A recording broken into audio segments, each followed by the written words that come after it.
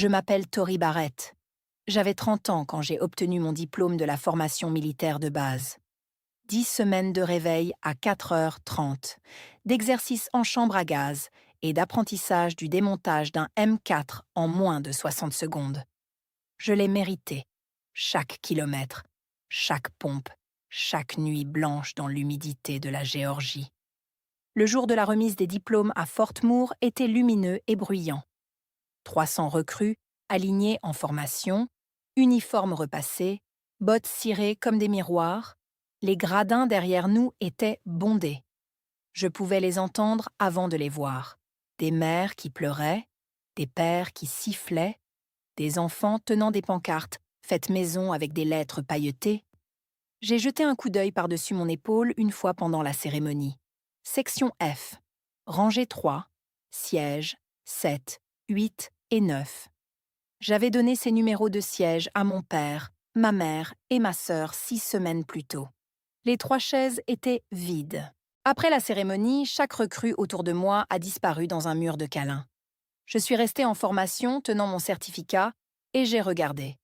La mère d'une inconnue s'est approchée de moi, a posé sa main sur mon épaule et a dit « Nous sommes fiers de toi, ma chérie ». Mais les chaises vides n'étaient que le début. Ce que mon père m'a envoyé par SMS 3 semaines plus tard, et ce qui s'est passé quand j'ai enfin changé ces serrures, c'est là que cette histoire commence vraiment. Bienvenue à nouveau sur Calm Drama Stories.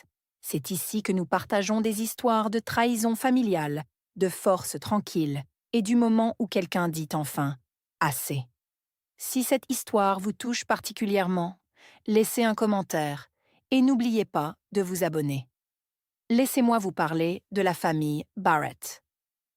Mon père, Ray Barrett, était plombier à Collinsville, Illinois. Il gagnait 62 000 $ par an. Il possédait sa maison entièrement. Il conduisait un Ford F-150 qu'il lavait chaque dimanche comme un rituel religieux. C'était le genre d'homme qui tenait un compte précis de chaque dollar dépensé pour ses enfants. Pas sur papier, dans sa tête. Et il ne vous laissait jamais oublier le total. Ma mère, Diane, était une femme au foyer qui s'en remettait à Ray pour toutes les décisions. Ce qu'il fallait manger. Où partir en vacances. Quelle fille méritait quoi. Elle avait des opinions, mais elle les rangeait au même endroit que sa belle porcelaine, derrière une vitre. Pour l'exposition seulement. Puis il y avait Megan, ma sœur aînée, 3 ans d'avance sur moi en tout, sauf en matière de responsabilité. Megan a eu la nouvelle robe de bal. J'ai fait reprendre l'ourlet de la sienne. Megan a reçu 2000 $ pour une première voiture. J'ai eu le prix du ticket de bus et la suggestion de postuler au Dairy Queen sur la route 9. Quand Megan a emménagé dans son premier appartement, nos parents ont payé la caution. Quand j'ai emménagé dans le mien, mon père a dit « Tu es intelligente, tu t'en sortiras ». Et je m'en suis sortie, à chaque fois. Avant de partir pour la formation de base, j'ai donné à mes parents une clé de rechange de notre maison, la maison de Jake et la mienne. Nous l'avions achetée 2 ans plus tôt avec un prêt VA et mes économies de 6 ans en tant que coordinatrice logistique civile. J'ai tendu la clé à mon père à la table de la cuisine et j'ai dit « Juste au cas où vous auriez besoin de vérifier la maison pendant mon absence ». Il l'a prise sans dire merci.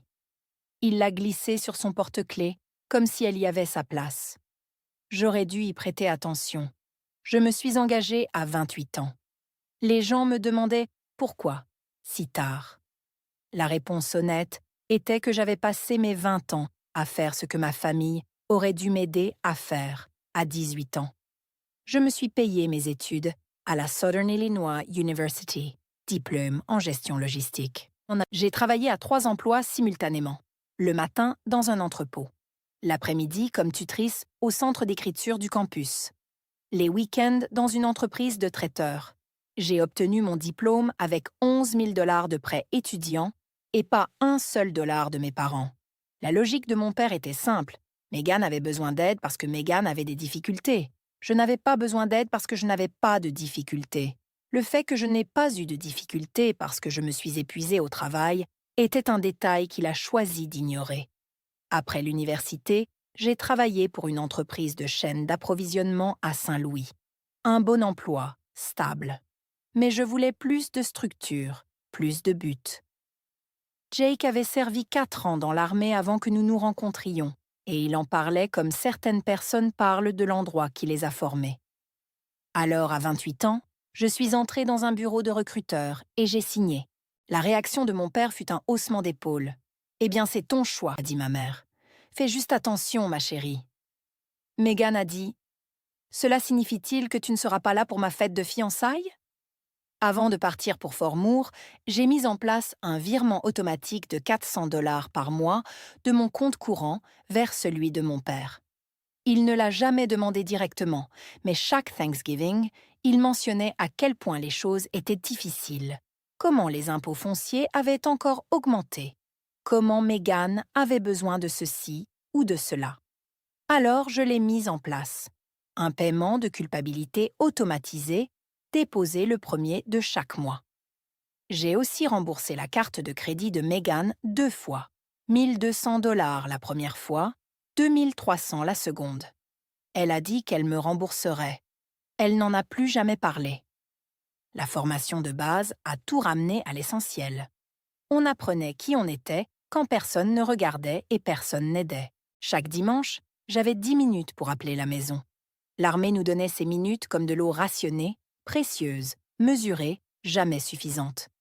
J'appelais ma mère chaque semaine. La première semaine, elle m'a demandé comment j'allais. Je lui ai parlé des sergents instructeurs, des baraquements, de l'argile rouge de Géorgie qui tachait tout. Elle a écouté pendant environ 90 secondes, puis a changé de sujet. Megan a trouvé un lieu de réception, le Grand View Estate. C'est magnifique, Victoire. Semaine 3, j'ai rappelé. Mon père a répondu au téléphone de Diane. Ta mère est à une dégustation de gâteaux avec Megan. Je lui dirai que tu as appelé. Il a raccroché avant que je puisse dire quoi que ce soit d'autre. L'appel a duré 41 secondes. Semaine 5, j'ai appelé directement le portable de mon père. Pas de réponse. J'ai réessayé le dimanche suivant. Pas de réponse. Le dimanche d'après, la même chose. 3 semaines d'affilée. J'ai arrêté de l'appeler. Le seul courrier que j'ai reçu à Fort Moore venait de Jacques. Une carte postale avec une photo de notre chien, Biscuit, assis sur le porche. Au dos, Jacques avait écrit « La maison tient. Le chien est gros. Je suis fier de toi. Reviens vite à la maison. » J'ai gardé cette carte postale dans ma poche cargo pendant 5 semaines. La sergent instructeur Reeves l'a remarqué. C'était une femme menue avec une voix capable de décoller la peinture d'un Humvee. Un matin, pendant la formation, elle m'a prise à part. « Barrett, la journée des familles, c'est la semaine prochaine. Est-ce que quelqu'un vient te voir ?» Je l'ai regardée dans les yeux. « Oui, sergent instructeur. » Elle a soutenu mon regard pendant 2 secondes de plus que nécessaire. Elle savait. Les sergents instructeurs savent toujours. Elle a hoché la tête une fois et s'est éloignée. J'avais menti. Personne ne venait. La journée des familles avait lieu la veille de la remise des diplômes. La base a ouvert ses portes et les familles ont afflué comme si un barrage avait cédé. Des SUV avec des autocollants de pare-choc, des monospaces avec des ballons scotchés aux antennes, des grands-parents sur des chaises de jardin, des tout-petits en tenues assorties. J'ai regardé depuis la fenêtre des baraquements. La sergent Reeves m'a trouvé 20 minutes plus tard. « Barrett, viens avec moi. » Elle m'a emmenée à travers le champ de parade jusqu'à une famille regroupée autour d'une recrue nommée Louis. Sa mère était une femme corpulente avec un rire sonore et une glacière pleine de poulets frits.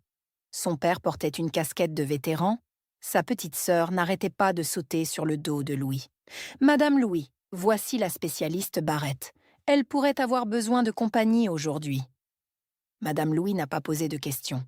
Elle m'a serrée dans une étreinte qui sentait le pain de maïs et a dit « Eh bien, viens t'asseoir, ma petite.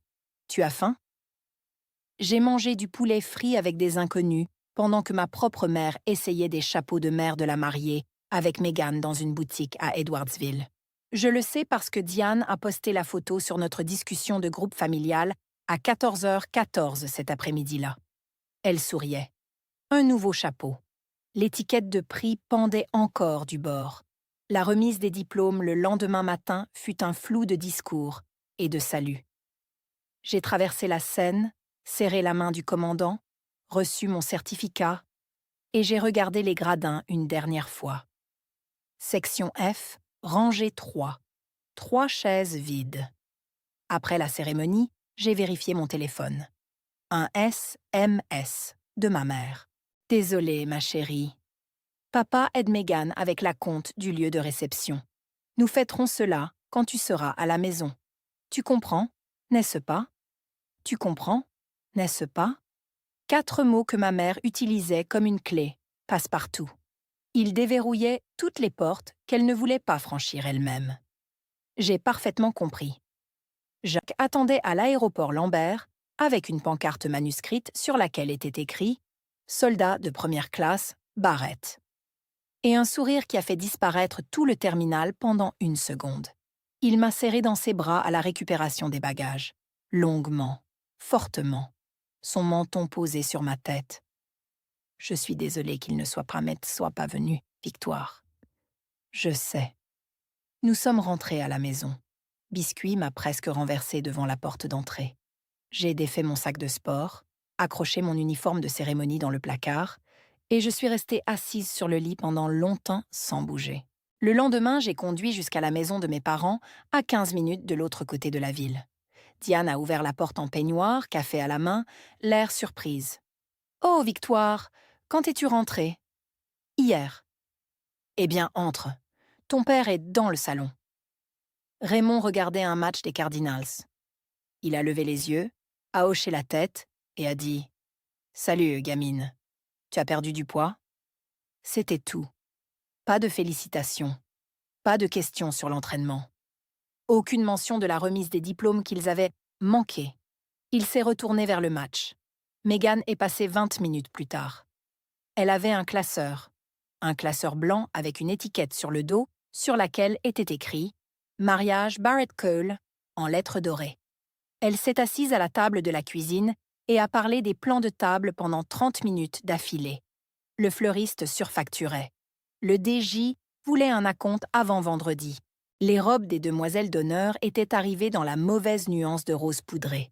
Elle ne m'a pas posé une seule question sur l'entraînement de base. Je suis restée assise là à écouter, et j'ai senti quelque chose changer en moi. Pas de la colère, exactement. Plutôt comme un verrou qui s'ouvre. Une porte contre laquelle je poussais depuis des années s'ouvrant soudainement en grand. Sur le chemin du retour, j'ai vérifié mon application bancaire. Le virement automatique de 400 $ était passé le premier. Comme tous les mois, pas d'accusé de réception, pas de SMS de remerciement. Juste un débit automatique et une boîte de réception vide. J'ai appris l'histoire du garage un mardi. Jacques l'avait mentionné en passant au téléphone pendant l'entraînement, mais il l'avait minimisé. Ton père a apporté des affaires. Il a dit qu'il avait besoin de place. J'imaginais une boîte ou deux. Peut-être une canne à pêche. Quand j'ai ouvert la porte du garage, j'ai arrêté de marcher. Raymond avait emménagé la moitié de son abri de jardin. 3 cannes à pêche montées sur un support mural qu'il avait percé dans ma cloison sèche. Une caisse à outils rouge de marque Craftsman, à 6 tiroirs, du genre qui pèse 300 livres une fois chargé. Un mini réfrigérateur branché sur ma prise, qui ronronnait. Une table pliante avec sa boîte de pêche ouverte dessus. 2 cartons sans étiquette, poussés contre le mur du fond. Jacques s'est approché derrière moi. Oui, cela s'était produit vers la 3e semaine. Il avait percé mon mur. Il avait le double des clés. Il était venu quand j'étais au travail. J'ai appelé mon père ce soir-là, en gardant une voix neutre. « Papa, tu as mis beaucoup de tes affaires dans notre garage. » J'avais la clé, n'est-ce pas? La maison était vide la moitié de la journée. J'avais besoin de place. Tu as percé la cloison sèche. Ce ne sont que quelques chevilles. Calme-toi. Je n'ai pas discuté. J'ai raccroché et j'ai passé les 45 minutes suivantes à photographier chaque objet du garage. Des horodatage sur chaque photo. J'ai écrit une liste sur un bloc-notes juridique jaune. Article, état, valeur approximative. 3 pages. Ensuite, j'ai ouvert mon application bancaire et j'ai annulé le virement automatique de 400 $, avec effet immédiat. Je n'ai rien dit à personne, ni à Jacques, ni à Diane, ni à Raymond. J'ai juste fermé le robinet et j'ai attendu de voir combien de temps il leur faudrait pour remarquer que l'eau ne coulait plus. Cela a pris 11 jours. 11 jours après que j'ai annulé le virement, ma mère a appelé. « Victoire, ma chérie, ton père a vérifié le compte. Le dépôt n'est pas passé ce mois-ci. » Je l'ai arrêté, maman. Silence. Pas le genre confortable. Le genre où l'on entend quelqu'un recalculer toute son approche en temps réel. Tu ne peux pas faire ça. Ton père dépend de cet argent. Papa gagne 62 000 $ par an. Il a fini de payer la maison en 2019. Son camion a 3 ans. Il ne dépend pas de mes 400 $. Ce n'est pas la question. La famille s'entraide. La famille est présente, maman. Elle est redevenue silencieuse. Puis le revirement est arrivé, fluide, rodé, comme elle le faisait toujours. Après tout ce que nous avons fait pour toi, Victoire. Après que ton père ait fait des doubles postes pour que tu aies un toit sur la tête. Qu'avez-vous fait spécifiquement pour moi que vous n'avez pas fait pour Mégane? Nomme une seule chose. Elle ne pouvait pas. Non pas qu'il n'y ait pas eu de réponse, mais parce que la réponse était le problème. 10 minutes plus tard, mon téléphone a sonné à nouveau. Raymond. Qu'est-ce que c'est que cette histoire où tu coupes les vivres? J'ai arrêté le virement automatique. C'est 400 $ par mois, Victoire. Le mariage de ta sœur est dans 2 mois. Et tu fais ça maintenant? Le mariage de Mégane n'a rien à voir avec mon compte bancaire. La famille est présente, Victoire. La famille se mobilise. Tu n'es pas venu à ma remise de diplôme, papa? 5 secondes de silence. Je les ai comptées. Puis, la ligne a coupé. J'ai posé le téléphone sur le comptoir de la cuisine. Jacques a levé les yeux de son canapé. Ça s'est bien passé? À peu près comme je m'y attendais. Il a hoché la tête et est retourné à son livre. Biscuit s'est approché et a posé sa tête sur mon genou. J'ai gratté derrière ses oreilles et j'ai fixé le mur. Le premier domino était tombé. J'entendais les autres commencer à vaciller. Supprimer complètement ce paragraphe. 3 semaines plus tard, un samedi matin d'octobre, mon téléphone a vibré sur la table de chevet. Je préparais des œufs. Jacques était à table, lisant les nouvelles sur sa tablette. Biscuit était sous la table, attendant des restes. Matin normal, vie normale. J'ai pris le téléphone. SMS de papa. Victoire, j'ai besoin de 8 000 $ pour le mariage de ta sœur. L'acompte de la salle est dû vendredi. Envoie-le sur mon compte. Je l'ai lu 2 fois. Non pas que je ne l'ai pas compris, mais parce que je voulais m'assurer de ne pas me méprendre sur l'audace. Pas de salutations. Pas de « comment vas-tu ?» Pas de « voudrais-tu envisager ?» Juste « j'ai besoin » et envoie-le. Comme on enverrait des instructions par SMS à quelqu'un pour récupérer le nettoyage à sec. Je me suis dirigée vers Jacques et je lui ai tendu mon téléphone. Il l'a lu, a posé sa tablette, a retiré ses lunettes. Il ne peut pas être sérieux. Il est tout à fait sérieux. J'ai ouvert Instagram, le profil de Mégane, sa dernière publication de la veille. Un selfie miroir dans une boutique de mariée, essayant une robe avec une traîne cathédrale. Elle avait tagué la boutique. J'ai cliqué pour voir. La robe était affichée à 4 200 $. Elle essayait une robe de 4 000 $ pendant que notre père me demandait 8 000 $ par SMS. J'ai posé mon téléphone face contre le comptoir, je suis allée à la salle de bain, j'ai ouvert la douche et je suis restée sous l'eau pendant 12 minutes. Je ne pleurais pas. Je calculais. 12 000 $ en virement automatique sur 30 mois. 3 500 $ en renflouement de carte de crédit pour Mégane. 0 $ contribué à mes études universitaires. 0 membre de la famille à ma remise de diplôme. Et maintenant, 8 000 $ de plus. Non pas comme une demande, mais comme une directive. J'ai coupé l'eau, je me suis séché le visage, je me suis regardée dans le miroir. Je savais exactement ce que j'allais faire. Jacques était toujours à la table de la cuisine quand je suis sortie. Il m'avait versé une tasse de café frais. Il n'a rien dit avant que je m'asseye. « Que veux-tu faire ?» C'était Jacques. Pas de sermon, pas de questions orientées, juste une porte ouverte. « Laisse-moi réfléchir à voix haute un instant. » Il a hoché la tête. Au cours des 2 ans et demi, j'ai envoyé 12 000 $ à mon père en virement automatique. J'ai remboursé la carte de crédit de Meghan à 2 reprises, pour 1 200 et 2 300 $. Cela faisait un total de 15 500 $. Personne n'a jamais demandé à Meghan de contribuer à quoi que ce soit. Pas une seule fois. Jacques s'est penché en arrière. Et maintenant, il en voulait 8 000 de plus. Pas qu'il voulait, mais qu'il en avait besoin. Il a écrit « J'en ai besoin ». Comme si c'était déjà décidé et que je n'étais qu'un simple mécanisme de livraison. À quoi penses-tu? J'ai pris mon téléphone, j'ai ouvert l'application de paiement mobile et j'ai regardé l'écran. Je pense à donner à mon père exactement ce qu'il vaut. Jacques m'a regardé un instant, puis le coin de sa bouche a tressailli. Pas un sourire à proprement parler, plutôt une forme de reconnaissance. Il m'avait déjà vu prendre de telles décisions, silencieuses, définitives, sans retour possible. Tu es sûr? Je n'ai jamais été aussi sûr de quoi que ce soit. Il s'est levé, s'est approché et m'a embrassé sur le sommet de la tête. Puis, il est retourné sur le canapé et a repris son livre. C'était ça, Jacques. Il ne me disait jamais quoi faire. Il ne me poussait jamais. Il me demandait simplement ce que je voulais, puis il s'effaçait. Après une vie entière où les gens me disaient quel était mon rôle, son silence a été la forme de soutien la plus retentissante que j'ai jamais connue. J'ai regardé l'écran de l'application. Mes pouces ont plané au-dessus du clavier. J'ai saisi le montant, 8 $ tout rond. Dans la ligne de mes mots, j'ai écrit 2 mots. Meilleurs vœux. Mon pouce est resté suspendu au-dessus du bouton d'envoi vert pendant environ 10 secondes. Jacques a levé les yeux de son livre. Il n'a rien dit. Il s'est contenté de hausser les sourcils.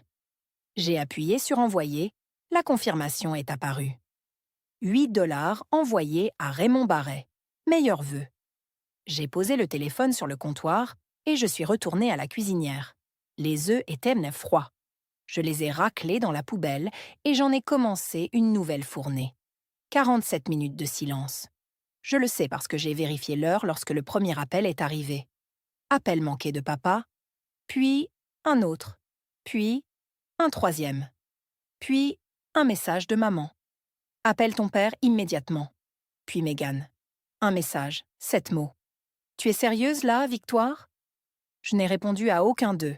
J'ai éteint la sonnerie, j'ai rangé le téléphone dans le tiroir de la cuisine, à côté des menus et des piles usagées, et je l'ai fermé. Jacques et moi avons pris le petit déjeuner. Œufs brouillés, toast, jus d'orange. Nous avons parlé de remplacer le robinet de la cuisine et de savoir si Biscuit avait besoin d'un rendez-vous chez le vétérinaire. Des choses normales, des choses calmes. À midi, j'ai préparé des spaghettis pour le dîner. J'ai fait dorer la viande, j'ai fait mijoter la sauce et je l'ai mise au réfrigérateur. J'ai nettoyé la cuisine, j'ai fait la lessive et j'ai emmené Biscuit faire un tour du pâté de maison. Quelque part en ville, ma famille perdait la tête pour 8 $. Et moi, je pliais des serviettes. C'était le plus calme que j'ai été depuis des années. Ce soir-là, j'ai vérifié le téléphone. 11 appels manqués, 6 messages, un message vocal de mon père, dont l'essentiel était « Tu as une semaine pour arranger ça » ou « Tu peux oublier que tu as un père ». J'ai remis le téléphone dans le tiroir. La discussion de groupe familial a explosé cette nuit-là. Meghan a tiré la première. Elle a fait une capture d'écran de mon paiement via l'application de paiement mobile, 8 $, meilleurs vœux, et l'a posté dans la discussion sans légende, juste l'image. Laissant l'image parler d'elle-même. Tante Gloriane a répondu en moins d'1 minute. C'est cruel, Victoire. Ton père a demandé de l'aide et tu t'es moqué de lui. Oncle François. Il a demandé gentiment. Tu devrais avoir honte de toi. Ma mère. Je t'ai mieux élevée que ça. Ma cousine Amélie n'a rien dit. Elle ne le faisait jamais dans cette discussion. Les messages se sont accumulés rapidement, 14 en 20 minutes. Chacun d'eux était une variation du même thème. J'étais égoïste, ingrate, je déchirais la famille. Pas un seul n'a mentionné la remise des diplômes. Pas un seul n'a demandé pourquoi j'avais envoyé 8 $ au lieu de 8 000. Pas un seul n'a remis en question la légitimité de la demande elle-même. Puis j'ai vu le commentaire qui m'a glacé. L'oncle répondant à la capture d'écran de Mégane, « Raymond a toujours la clé de sa maison. Peut-être qu'il devrait aller lui parler en personne. » Je l'ai lu 3 fois. J'ai laissé les mots s'imprégner. Mon père avait une clé de ma maison. Mon oncle suggérait qu'il l'utilise pour se présenter sans y être invité, et personne dans la discussion n'y voyait rien de mal. J'ai regardé Jacques de l'autre côté du salon. Il faisait défiler quelque chose sur son téléphone, à moitié attentif. J'ai levé le mien pour qu'il puisse voir l'écran. Il a lu le message de François. Sa mâchoire s'est serrée. « Nous devons changer les serrures », ai-je dit. Il tendait déjà la main vers sa veste. « Ce soir », ai-je dit. Il a hoché la tête. « Je serai de retour dans 30 minutes. » La porte s'est refermée derrière lui. Je me suis assise dans la maison silencieuse et j'ai écouté le pêne dormant qu'il s'apprêtait à remplacer. Jacques est revenu du magasin de bricolage avec un sac. Un nouveau pêne dormant Kwikset en nickel brossé. Une nouvelle poignée de porte avec un verrou à clavier. Un nouveau code à 4 chiffres pour l'ouvre-porte de garage. Il a commencé par la porte d'entrée. Je lui ai tendu des outils du tiroir de la cuisine pendant qu'il travaillait à genoux sous la lumière du porche. Pendant qu'il perçait, je suis allée au garage. J'ai catalogué tout ce que mon père avait laissé derrière lui. 3 cannes à pêche, une boîte de pêche avec un loquet cassé. Le coffre à outils rouge Craftsman, 6 tiroirs, entièrement remplis.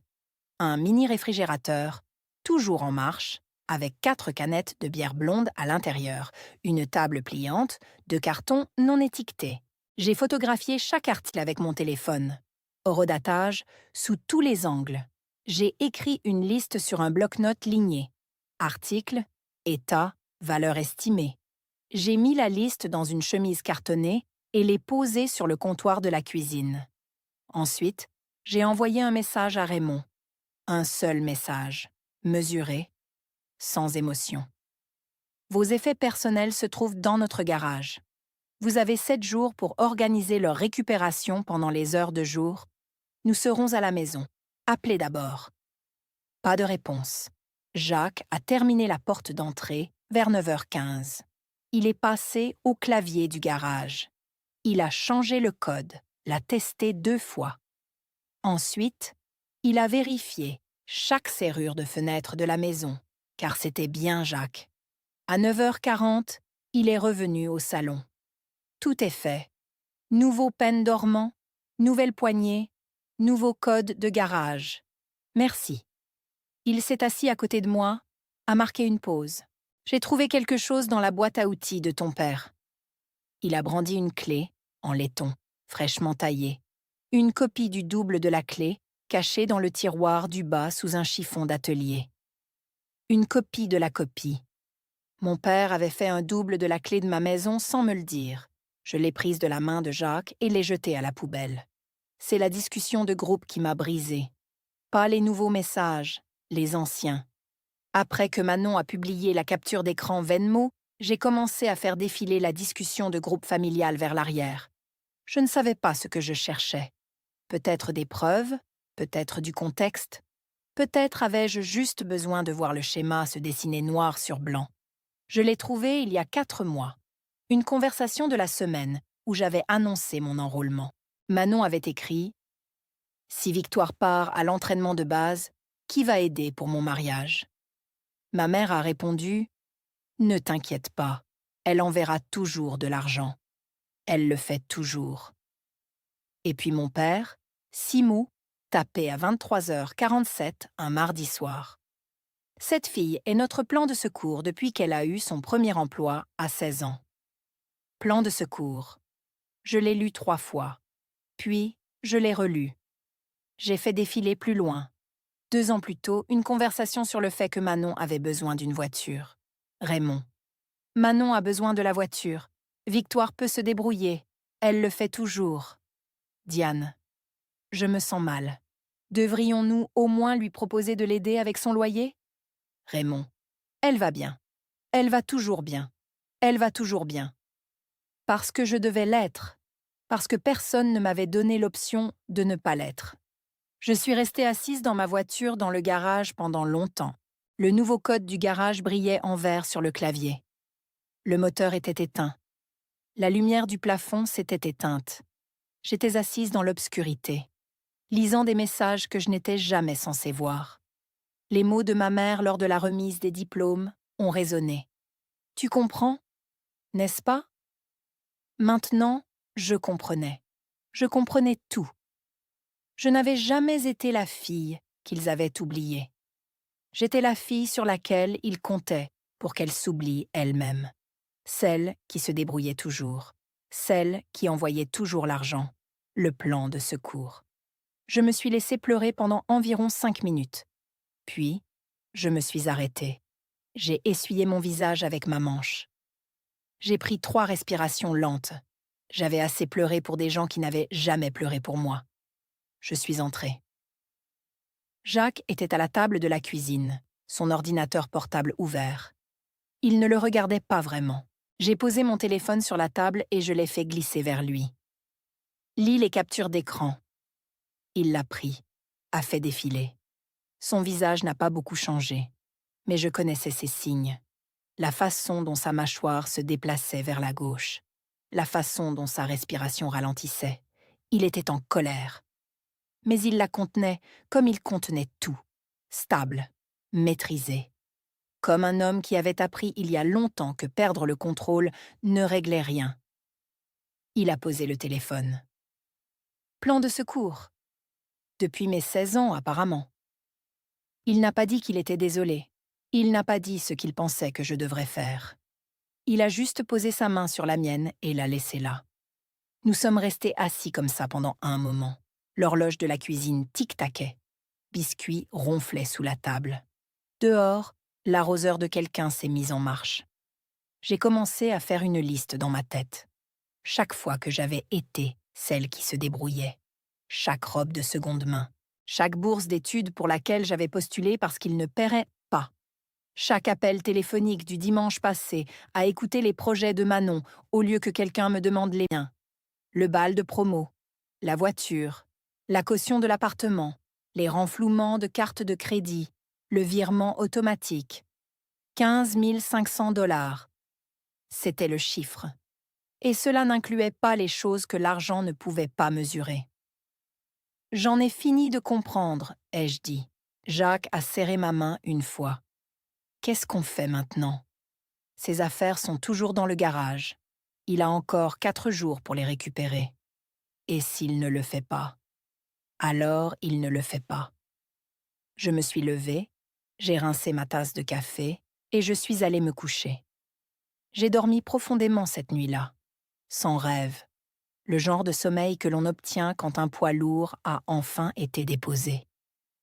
4 jours restaient au compteur. Le 5e jour.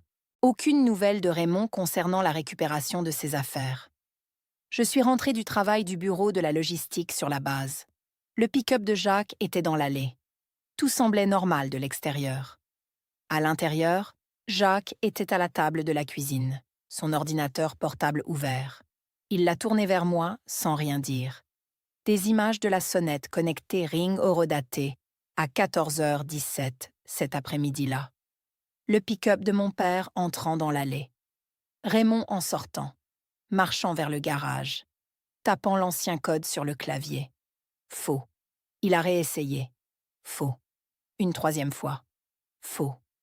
Il s'est dirigé vers la porte d'entrée, a inséré l'ancienne clé, l'a tournée. Rien. Le peine dormant a tenu bon. Il a reculé, a regardé la porte comme si elle l'avait personnellement insulté. Puis, il est retourné au garage et lui a donné un coup de pied. Un coup de pied violent juste à la base. La caméra a enregistré l'impact et la marque des raflures que sa botte a laissées sur la peinture blanche. Il est resté sur l'allée pendant 25 minutes. Il est juste resté là. Puis il est monté dans son pick-up et est parti. 21 minutes plus tard, un message de Ray. « Ouvre la porte, Victoria. C'est ridicule. Je veux juste mes affaires. » J'ai répondu. « Je t'ai envoyé le mode d'emploi pour la récupération. Appelle d'abord. Nous serons à la maison, pendant les heures de jour. » Ray, je n'ai pas besoin de permission pour aller chez ma fille. Moi. Ce n'est pas ta maison, papa. 3 points sont apparus, puis ont disparu. Puis, plus rien. Julien a photographié la marque des raflures sur la porte du garage ce soir-là et l'a ajoutée à la chemise cartonnée. Date, heure, description. Je ne recueillais pas de preuves parce que je m'attendais à une dispute. Je recueillais des preuves parce que j'avais appris, grâce à 10 semaines d'entraînement militaire et 30 ans à être le plan de secours des Barrettes, que la meilleure protection est celle dont on espère ne jamais avoir besoin. 6e jour. Ma mère s'est présentée à Fort Scott, l'installation militaire où je travaillais. Elle n'a pas pu dépasser le portail. Les visiteurs civils avaient un besoin d'un parrain militaire, et Diane Barrett n'en avait pas. Alors, elle s'est garée sur le parking des visiteurs et a appelé mon portable. « Victoria, je suis au portail. Peux-tu sortir ?» Je suis sortie sur le parking dans mon uniforme de service. Diane était appuyée contre sa Camry, les bras croisés, les yeux rouges. « Ton père ne dort pas », a-t-elle dit avant que j'atteigne la voiture. « Ah, il mange à peine. Tu es en train de déchirer cette famille. » Il l'a déchirée quand il a manqué ma remise de diplôme pour aller faire du shopping de robes avec Margot. Ce n'est pas juste. Margot avait besoin de moi ce jour-là. J'avais besoin de toi aussi, maman. Je me suis tenue devant 300 soldats, sans personne dans ma section.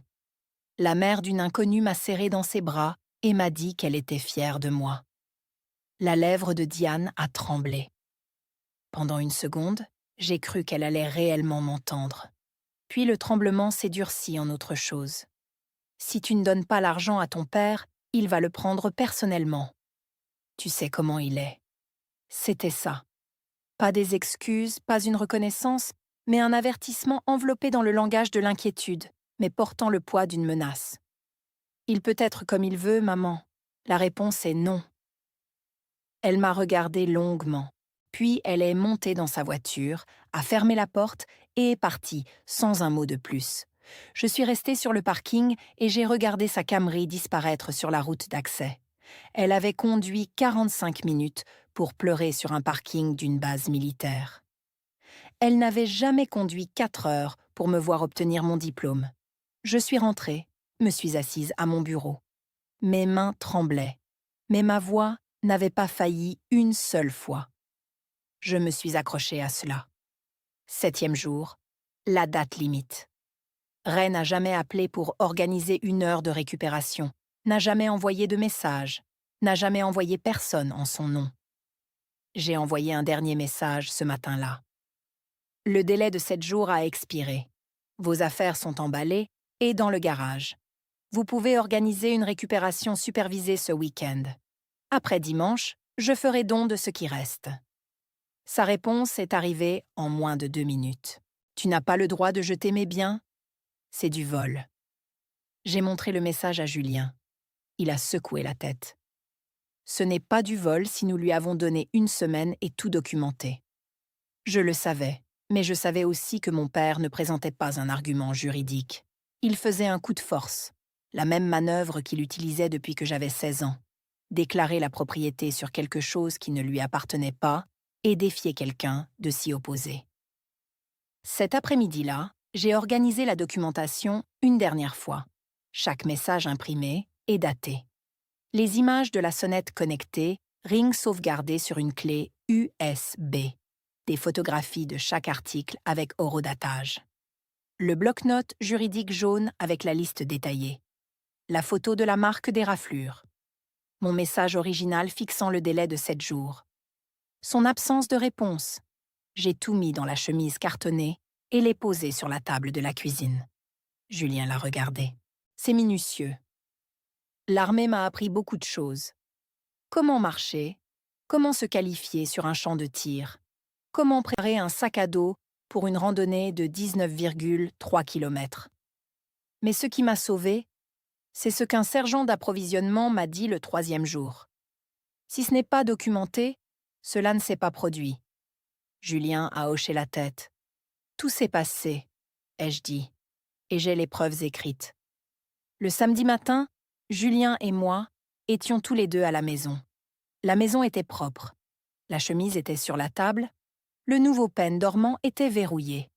La sonnette a retenti à 9h15. J'ai ouvert la porte d'entrée. Mon père se tenait sur le porche, chaussé de ses bottes de travail et vêtu d'une chemise en flanelle. Les mains le long du corps, la mâchoire serrée. Derrière lui, sur l'allée, ma mère était assise sur le siège passager de son pick-up, le moteur tournant. « Je veux mes affaires », a-t-il dit. « Entrez par l'avant. Nous vous accompagnerons jusqu'au garage. » Il n'a pas bougé. Je ne vais pas être escortée dans la maison de ma propre fille comme un criminel. Vous n'êtes pas escorté. Nous sommes présents. Ce sont des choses différentes. Il a regardé par-dessus mon épaule Julien, qui se tenait dans le couloir. Quelque chose a changé dans son expression. Pas de la colère, exactement. Plutôt du calcul. Puis il a franchi la porte. Nous l'avons accompagné jusqu'au garage. Julien l'a ouvert depuis le panneau intérieur. Les cartons étaient alignés contre le mur, ordonnés, étiquetés. Chaque canne à pêche emballée dans du papier bulle et marquée. L'armoire à outils nettoyée, les tiroirs fermés. Le mini-réfrigérateur débranché, nettoyé et dégivré. Un reniflement. La boîte de pêche était fermée et posée sur les cartons étiquetés. Ray s'est arrêté sur le pas de la porte et a fixé la scène. Il s'attendait au chaos. Il s'attendait à ce que ses affaires soient jetées dans des sacs poubelles ou empilées dans l'allée.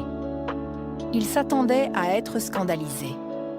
Au lieu de cela, tout était catalogué, organisé, prêt à être emporté. Une précision militaire. Il n'a pas dit merci. Il s'est d'abord dirigé vers l'armoire à outils et a ouvert le tiroir du bas.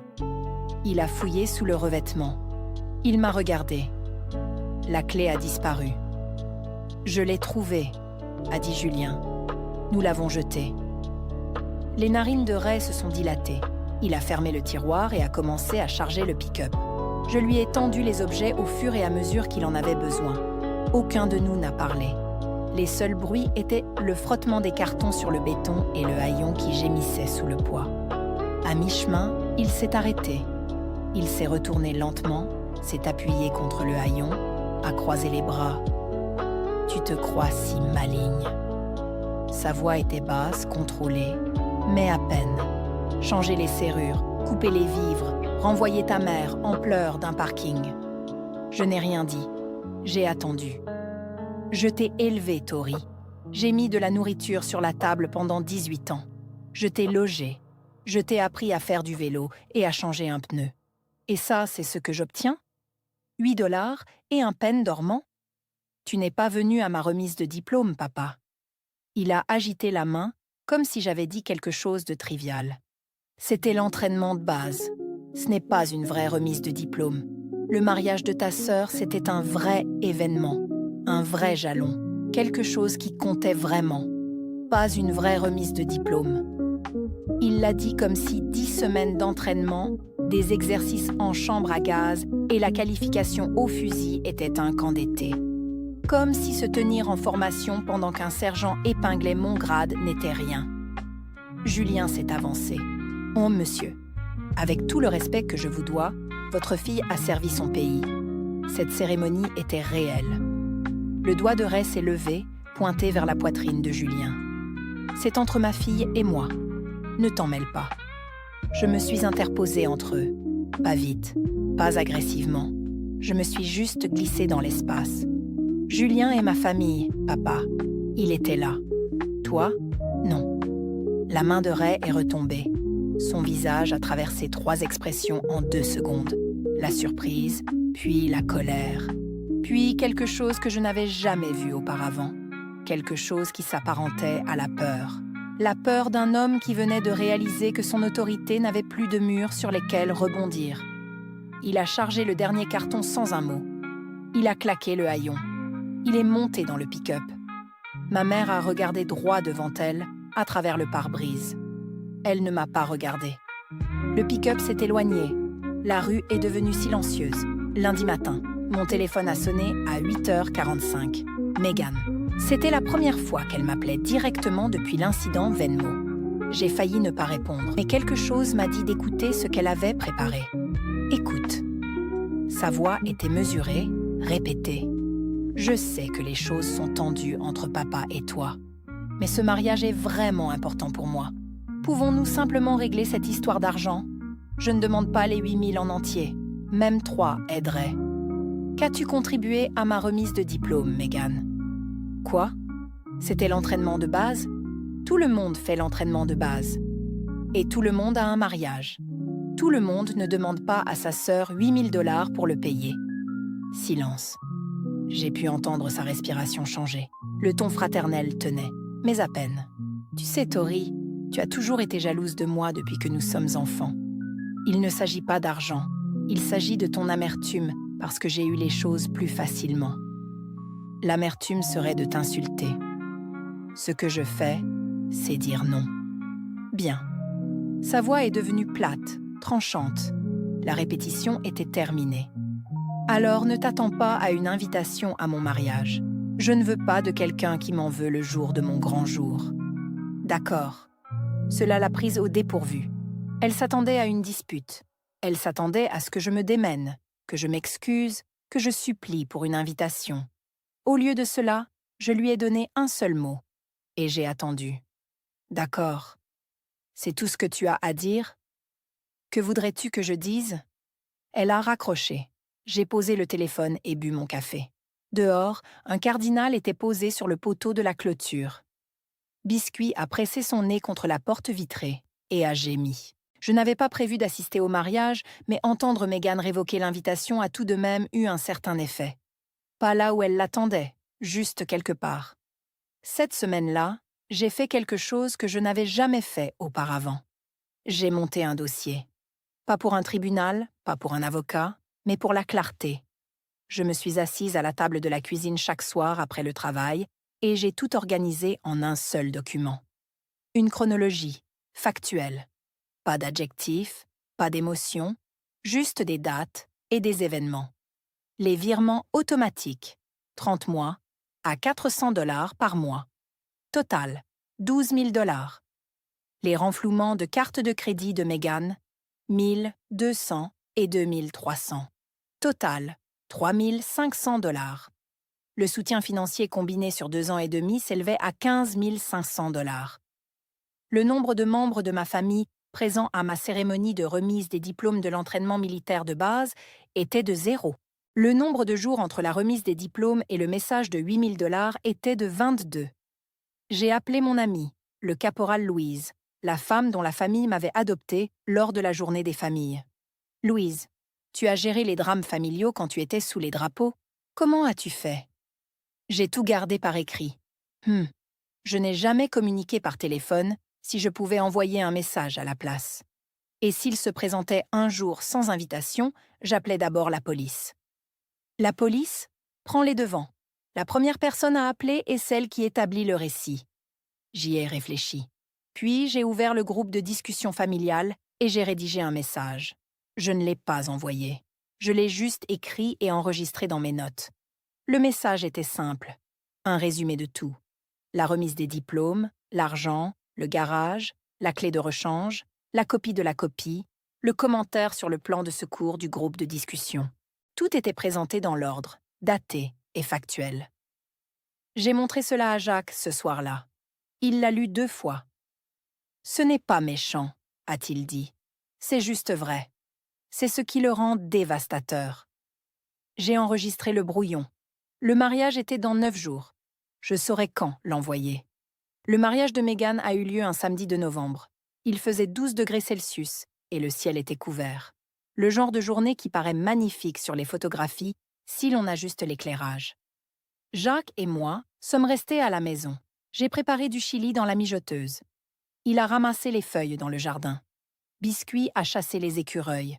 Nous n'avons pas mentionné le mariage une seule fois, avant que mon téléphone ne commence à vibrer après 16 heures. Les réseaux sociaux. Les amis de Meghan la taguaient sur des photos. Meghan en blanc, rayonnante. Raymond la conduisant à l'hôtel dans un costume de location. Le menton haut, fier. Diane au premier rang, essuyant ses yeux avec un mouchoir en dentelle. J'ai fait défiler les photos comme on regarde un film sur des inconnus. Intéressé, peut-être, mais détaché. Comme si j'observais la famille de quelqu'un d'autre, ce qui, d'une certaine manière, était le cas. À 17h22, ma cousine Amélie m'a envoyé un message privé. Tout le monde a remarqué que tu n'étais pas là. Ton père a dit aux gens que tu étais déployé à l'étranger et que tu ne pouvais pas venir. Déployé ? Mon père avait dit à une centaine d'invités au mariage que j'étais déployée. J'étais assise sur mon canapé, en jogging, à 6,4 km du lieu de la cérémonie, en train de manger du chili. Il a menti, a ajouté Amélie. Puis un emoji de roulement d'yeux. J'ai fixé le message. Il n'avait pas seulement manqué ma remise de diplôme. Il avait effacé mon absence de son propre récit, se présentant comme le fier père militaire dont la fille était à l'étranger, au lieu de l'homme dont la fille avait cessé de répondre à ses appels. Jacques est entré du jardin, des feuilles dans les cheveux. Ça va? Oui, je crois que oui. Et je le pensais. Ce soir-là, à 20h14, pendant la réception, j'ai ouvert le groupe de discussion familiale et j'ai collé le message que j'avais rédigé une semaine plus tôt. La chronologie, les chiffres, les faits. J'ai appuyé sur envoyer. Chaque téléphone à la table d'honneur a vibré en même temps. Le groupe de discussion s'est enflammé en moins de 3 minutes. Tante Gloriane. La première, comme toujours. Victoire. C'est le jour de Meghan. Comment as-tu pu faire ça? Oncle François est resté silencieux. Il avait lu le détail financier. 12 000 $ de virement, 3 500 $ de renflouement de carte de crédit, 15 500 $ au total. Il n'a plus rien posté de la nuit. Ma mère. Ce sont des mensonges. Nous ne t'avons jamais appelé un plan de secours. Je n'ai pas répondu. J'avais dit ce que j'avais à dire. Le document parlait de lui-même. Meghan à 23h47 cette nuit-là. Un message. Pas dans le groupe de discussion, juste pour moi. Une photo d'elle-même était jointe. Du mascara coulait sur ses 2 joues. Sa robe de mariée était froissée à l'ourlet. L'arrière-plan ressemblait à une cabine de toilette. Tu as gâché mon mariage. J'ai tapé une seule ligne en réponse. Je n'étais pas là. Comment aurais-je pu le gâcher? Elle n'a pas répondu. Mon père n'a rien envoyé. Pas de message, pas d'appel, pas de message vocal. Un silence complet. C'était la partie qui me mettait mal à l'aise. Je l'avais vu en colère. Je l'avais vu menaçant. Je ne l'avais jamais vu se taire. Jacques et moi avons regardé un film cette nuit-là. Un film d'action avec trop d'explosions. Je me suis endormie sur le canapé à mi-chemin. Il a mis une couverture sur moi et m'a laissé dormir jusqu'au matin. Le dimanche fut paisible. Je n'ai pas consulté le groupe de discussion. Je n'ai appelé personne. J'ai emmené Biscuit au parc, fait les courses, suis rentrée à la maison, préparé le dîner. J'ai vécu un dimanche normal et sans histoire. Le lundi, je suis allée travailler. Le mardi fut pareil. Le mardi après-midi, mon téléphone de bureau a sonné. La réceptionniste du bureau de la logistique. Spécialiste Barret, vous avez un appel sur la ligne 2. C'est le service de police de Collinsville. Mon estomac s'est noué, puis s'est calmé. Merci. Je le prends. Madame, ici l'agent Dubois du service de police de Collinsville. Nous avons reçu une plainte de la part d'un certain Raymond Barret concernant des biens à votre résidence, rue des Ormes. Il allègue le vol d'effets personnels et un verrouillage non autorisé des lieux. Je me suis redressée, les épaules en arrière. Ma voix est sortie égale et claire, comme l'armée me l'avait appris. Agent, je comprends. Je peux vous expliquer la situation. Préféreriez-vous en discuter à la maison? Nous envoyons quelqu'un sur place dès maintenant, madame. Pouvez-vous nous y retrouver dans environ 30 minutes? Oui, madame, j'y serai. J'ai raccroché, pris une inspiration, puis appelé Jacques. Mon père nous avait dénoncés à la police. 2 secondes de silence, puis... J'aurai les documents prêts. On se retrouve à la maison. J'ai dit à mon sergent que j'avais une affaire personnelle et j'ai quitté la base. Le trajet jusqu'à la maison a duré 14 minutes. J'ai gardé les 2 mains sur le volant. J'ai vérifié mes rétroviseurs. J'ai respecté la limitation de vitesse. Mon père m'avait dénoncé à la police. Non pas parce que j'avais volé quoi que ce soit. Non pas parce que j'avais menacé qui que ce soit. Non pas parce que j'avais commis un crime, mais parce que j'avais cessé de donner. Parce que j'avais changé une serrure. Parce que j'avais envoyé 8 dollars au lieu de 8 000 $ et dit la vérité dans une discussion de groupe. Il avait utilisé toutes les armes de son arsenal. La culpabilité, la pression familiale, les larmes de ma mère, l'ultimatum de ma sœur, la clé de rechange, le garage, la menace de me renier. Rien de tout cela n'avait fonctionné. Alors il avait appelé les flics, la carte de l'autorité suprême. Je me suis garée dans l'allée à 15h42. Une voiture de police était garée devant la maison. Le pick-up de Jacques était déjà là. La lumière du Porsche était allumée. J'ai coupé le moteur. Je me suis ressaisie. J'ai marché jusqu'à la porte d'entrée. Il était temps d'en finir. 2 agents se tenaient dans le hall d'entrée. L'agente Dubois était une femme de mon âge environ. Les cheveux foncés tirés en arrière. Professionnelle. Son partenaire, l'agent Chen, était plus grand, plus silencieux, tenant un bloc-notes. « Madame, nous avons reçu une plainte, » a dit l'agente Dubois. « Cela vous dérange si nous nous asseyons ?»« Bien sûr. Puis-je vous offrir quelque chose? De l'eau? » « Nous allons bien. Merci. » Nous nous sommes assis à la table de la salle à manger. Jacques était déjà là, le dossier en papier craft ouvert devant lui. Il a disposé les documents dans l'ordre, comme un mémoire, comme un audit de la chaîne d'approvisionnement, parce que c'était ce que nous faisions. « Messieurs les agents, » ai-je dit, « mon mari a des documents que vous pourriez trouver pertinents. » L'agent Dubois a regardé le dossier, puis Jacques. Il l'a fait glisser. Première page. Le message texte fixant la date limite de récupération à 7 jours. Horodaté, capture d'écran imprimée. Deuxième page. Des captures d'écran de la caméra de la sonnette connectée. Raymond tentant le vieux code du garage 3 fois, essayant la porte d'entrée avec l'ancienne clé, donnant des coups de pied dans le garage. Troisième page. Des photographies de chaque article dans le garage. Horodaté avec la liste détaillée. Quatrième page. L'acte de propriété montrant que la maison appartenait à Jacques et Victoire Barret. Propriétaire unique, aucun autre nom. L'agente Dubois a feuilleté chaque page. L'agent Chen a pris des notes. Aucun d'eux n'a parlé pendant environ 2 minutes. L'agente Dubois a levé les yeux.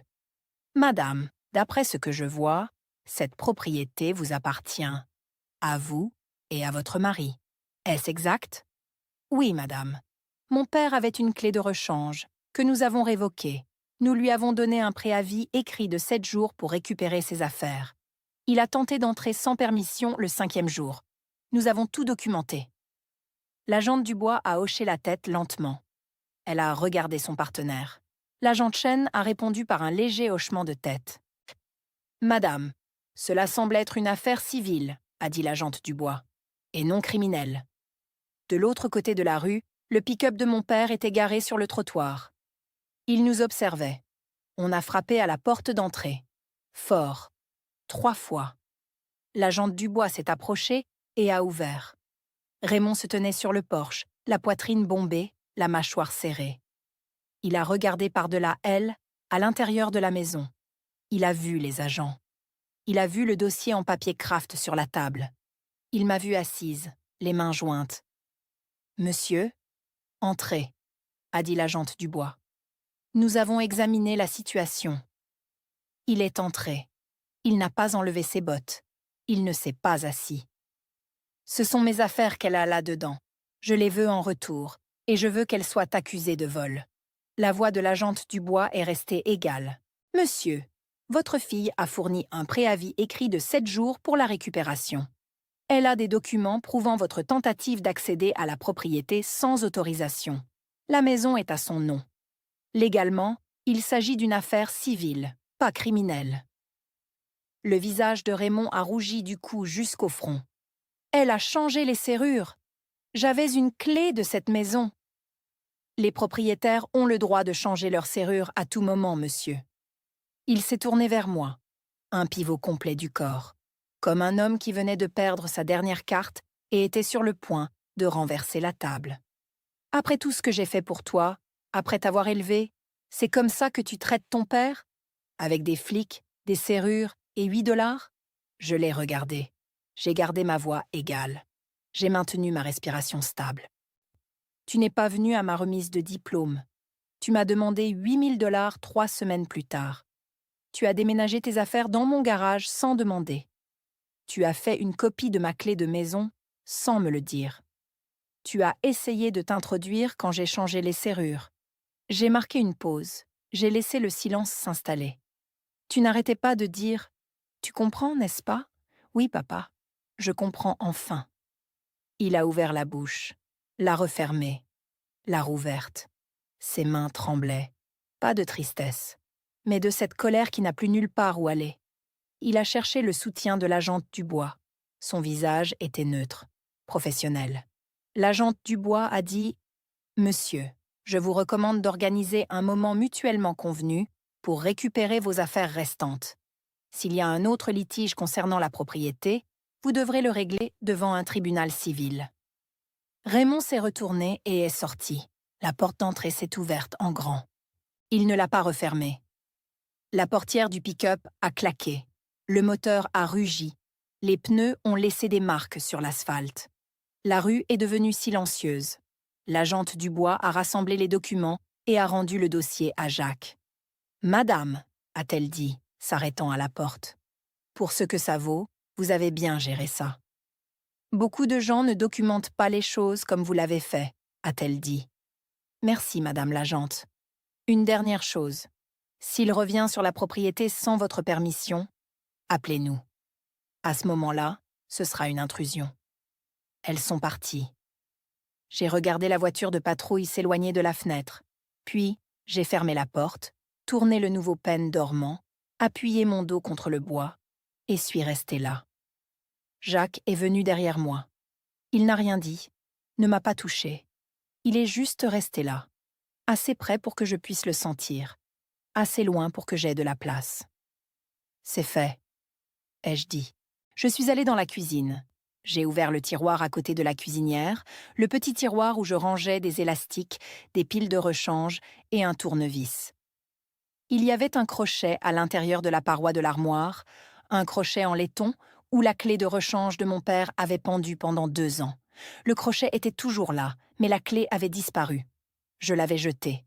Jacques avait jeté la copie. J'ai dévissé le crochet. 2 petites vis. Cela a pris environ 30 secondes. Je l'ai tenu dans ma paume, un petit crochet en laiton. Rien, vraiment. 1,50 $ dans n'importe quelle quincaillerie. Mais il avait tenu quelque chose qui n'avait plus sa place là. Je l'ai laissé tomber dans la poubelle de la cuisine. Il a atterri sur le marc de café avec un petit bruit. Certaines choses n'ont plus besoin d'une place. Ce soir-là, Jacques et moi étions assis sur la véranda arrière, avec biscuits entre nous. Le quartier était calme. Des grillons, une tondeuse à gazon lointaine, le genre de bruits ordinaires que l'on n'apprécie pas tant que le chaos ne s'arrête pas. J'ai vérifié mon téléphone. 4 appels manqués de Diane. Un message de Mégane. Papa dit qu'il va te poursuivre en justice. J'ai éteint le téléphone et l'ai posé face contre terre sur l'accoudoir. Tu penses que je suis allée trop loin ? Ai-je demandé à Jacques. Il m'a regardé, vraiment regardé, comme il le faisait quand il choisissait ses mots avec soin. Tu as envoyé un message de groupe avec des faits. Tu as changé tes propres serrures. Tu as pleinement coopéré avec la police. Où exactement est-ce trop loin ? Je me suis penchée en arrière, j'ai pensé à la sergente Leclerc, à la façon dont elle m'avait fait traverser le champ de parade et m'avait confiée à la famille d'un étranger parce qu'elle pouvait voir ce que la mienne avait refusé d'être. La famille est là, ai-je dit doucement, presque à moi-même. Jacques a hoché la tête. La famille est là. Tu étais là, Jacques. Je le serai toujours. Nous sommes restés assis là jusqu'à ce que la lumière s'estompe. Biscuit ronflait entre nous. Mon téléphone a vibré une dernière fois avant que je ne l'éteigne complètement. Ma cousine Amélie. Salut. J'ai lu le message de groupe que tu as envoyé. Je n'étais au courant de rien de tout cela. L'argent, la remise de diplôme, tout. Je suis désolée, Victoire. Je suis vraiment désolée. J'ai répondu. Merci, Amélie. Cela signifie plus que tu ne peux l'imaginer. C'était vrai. 3 semaines après que la police soit venue chez moi, j'ai fait don des articles restants de mon père à Goodwill. Il n'a jamais appelé pour organiser la récupération, n'a jamais envoyé personne, n'a jamais intenté le procès dont Meghan m'avait averti. Juste le silence. Le silence le plus assourdissant que j'ai jamais entendu de la part de Raymond Barret. La caisse à outils Craftsman est partie en premier, puis les cannes à pêche, la boîte de pêche, la table pliante, les 2 boîtes non étiquetées. L'une d'elles s'est avérée pleine de vieux magazines de chasse. L'autre contenait un jeu de forêt et une photo encadrée de Raymond à 25 ans, debout à côté de son propre père, aucun des deux ne souriant. J'ai regardé cette photo pendant longtemps avant de la mettre dans la pile de dons. Ma mère a envoyé une lettre. Un courrier physique. 2 pages, manuscrites sur du papier à lettres, avec des roses en bordure. La première page était de la culpabilité. La seconde était un ultimatum. Quand tu seras prête à t'excuser, nous serons là. Je n'ai pas répondu. Ma cousine Amélie a appelé la semaine suivante. Elle m'a dit quelque chose qui m'est resté. Lors de la réception de mariage, après que tout le monde ait lu ton message, ton père est resté assis seul à la table 4 pendant environ 20 minutes. Il est juste resté là à fixer son téléphone. Il n'a parlé à personne. Il n'a pas mangé. Puis il s'est levé, a marché jusqu'au microphone et a porté son toast comme si de rien n'était. Elle a marqué une pause. Il avait l'air vieux, Victoire. Vraiment vieux. Je n'ai pas ressenti de satisfaction quand elle a dit cela. Je n'ai pas ressenti de justification. J'ai ressenti quelque chose de plus petit et de plus lourd, comme une porte qui se ferme sur une pièce où j'avais l'habitude de vivre. Je me suis inscrite à un programme de MBA en ligne ce mois-là. Le premier cours a commencé en janvier, couvert par le GI Bill. Je n'ai pas appelé chez moi. Chez moi ne m'a pas appelé.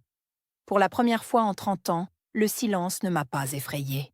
Cela ressemblait au début de quelque chose que j'avais attendu toute ma vie de commencer. Les gens te traiteront d'égoïste pour avoir fixé des limites. Ils diront que tu es froide, ingrate, sans cœur. Mais voici ce que j'ai appris en me tenant dans cette file de remise de diplômes, 100 personnes dans ma section. Les gens qui t'aiment